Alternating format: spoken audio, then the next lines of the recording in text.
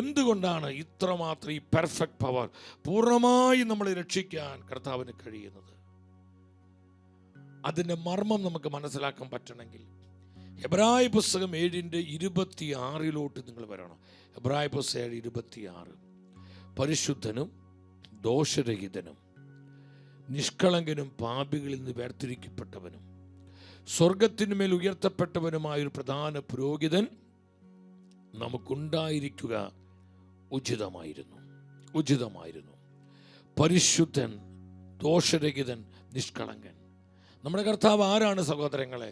പരിശുദ്ധരിൽ പരിശുദ്ധനാണ്, പാപമില്ലാത്തവനാണ്. യാതൊരുവിധ അശുദ്ധിയും മലിനതകളും നമ്മുടെ കർത്താവിൻ്റെ ജീവിതത്തിലില്ല. അവൻ പൂർണ്ണമായും പരിശുദ്ധനായിരുന്നു. കർത്താവിൻ്റെ ശക്തിയുടെ രഹസ്യം എന്ന് പറയുന്നത് അവൻ്റെ പരിശുദ്ധിയാണ്. കർത്താവിൻ്റെ പരിശുദ്ധിയാണ് കർത്താവിൻ്റെ ശക്തി. ആ പെർഫെക്റ്റ് പവർ, പൂർണ്ണമായ ശക്തി കർത്താവിന് എന്തുകൊണ്ട് ലഭിച്ചത്? കർത്താവിൻ്റെ ജീവിതം പെർഫെക്റ്റ് ആയിരുന്നു. Perfect life. പരിശുദ്ധ വചനം പഠിപ്പിക്കുന്ന യേശു പരിശുദ്ധനാണ്. അവൻ പരിശുദ്ധരിൽ പരിശുദ്ധനാണ്. അതുകൊണ്ട് നമ്മൾ പാടി പ്രാർത്ഥിക്കുന്നത്, പരിശുദ്ധ ശരീരത്താലും വിലയേറിയ രക്തത്താലും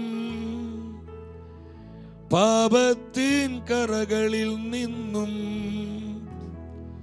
മർത്യനു നീ മോചനമേകി. എല്ലാവരും ചേർന്ന് പാടിക്കേ.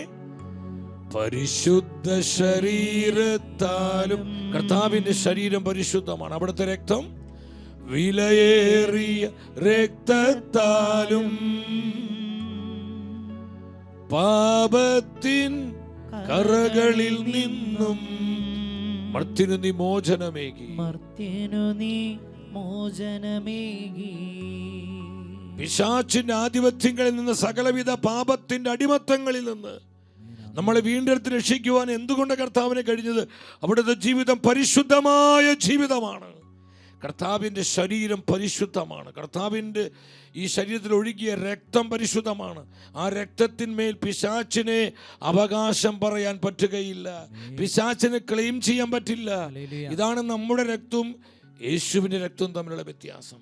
നമ്മൾ പരിശുദ്ധ, നമ്മൾ അശുദ്ധിയുള്ളവരാ, തിന്മയുള്ളവരാ, നമ്മൾ വളരെ കറപ്റ്റഡ് ആണ്. പല മ്ലേച്ഛതകളുണ്ട്, അശുദ്ധികളുണ്ട്. നമ്മളിൽ പല വിധത്തിലുള്ള ലോകത്തിൻ്റെ ജഡീകമായ പ്രവണതകളുണ്ട്, ആസക്തികളുണ്ട്. നമ്മുടെ രക്തം മലിനപ്പെട്ടതാണ്.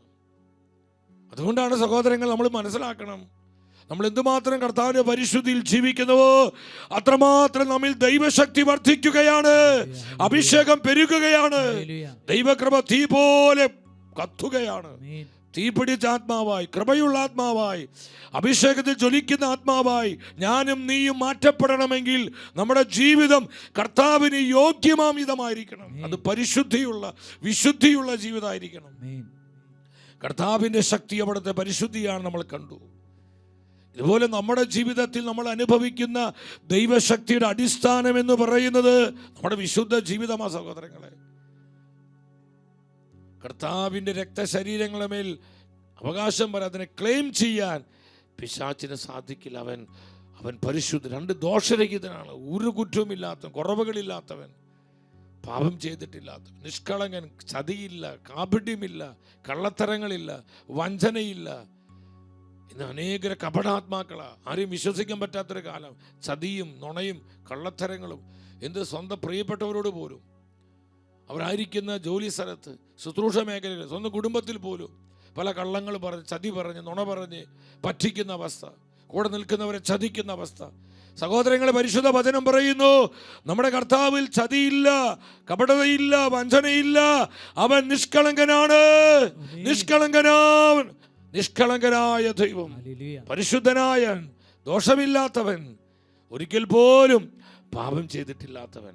വിശ്വാസത്തോടെ ആമേൻ പറഞ്ഞേ. സ്തുതിക്കുന്നു. പെർഫെക്റ്റ് പവർ, അതിൻ്റെ രഹസ്യം എന്താണ്? Perfect life. നമ്മുടെ ജീവിതം എന്തുമാത്രം കൃപ നിറഞ്ഞതാണോ, വിശുദ്ധിയുള്ളതാണോ, അഭിഷേകമുള്ളതാണോ, അത്രമാത്രം നമ്മിൽ ദൈവശക്തി വെളിപ്പെടും. നമ്മിലൂടെ ആ മാനിഫെസ്റ്റേഷൻ ഉണ്ടാകും. നമ്മളിലൂടെ കർത്താവിൻ്റെ പവർ വെളിപ്പെടും. പവർ റിലീസ് ചെയ്യപ്പെടും. അനേകരത് അനുഭവിക്കും, അനേകർക്കത് കാണാൻ പറ്റും, അനേകരത് സ്വന്തമാക്കുമാറ് പരിശുദ്ധാത്മാവിൻ്റെ വ്യാപനമുണ്ടാകും. നമ്മുടെ മിനിസ്ട്രിയിലൂടെ ഇതാണ് നിങ്ങൾ ഈ അഭിഷേകം നിങ്ങൾ പ്രാപിക്കണം. നമ്മൾ ഒന്നിച്ച് പ്രാപിക്കണം. അത് പ്രാപിക്കണമെങ്കിൽ നമ്മുടെ ജീവിതം വിശുദ്ധമാകണം. കർത്താവിൻ്റെ വചനത്തെ മുറുകെ പിടിച്ച് കർത്താവിനോട് ചേർന്നുകൊണ്ടുള്ള ജീവിതമാണ്. നമ്മളൊരു സ്ഥലത്ത് നിൽക്കുമ്പോൾ ഒന്ന്, മറ്റൊരു സ്ഥലത്ത് പോകുമ്പോൾ വേറൊന്ന്. അങ്ങനെ കപടാത്മാക്കളാകരുത്, വ്യാജാത്മാക്കളാകരുത്. സത്യസന്ധമായ, ആത്മാർത്ഥതയുള്ള, നീതിബോധമുള്ള, വിശ്വസ്തരായ ആത്മാക്കളായി നമ്മൾ മാറുമ്പോഴാണ് നമ്മളിൽ ദൈവകൃപ അധിവസിക്കുന്നത്, ദൈവശക്തി പെരുകുന്നത്, ദൈവത്തിൻ്റെ അഭിഷേകം നമ്മിൽ നിറഞ്ഞു നിൽക്കുകയും അതിലൂടെ വെളിപ്പെടുകയും ചെയ്യുന്നത്.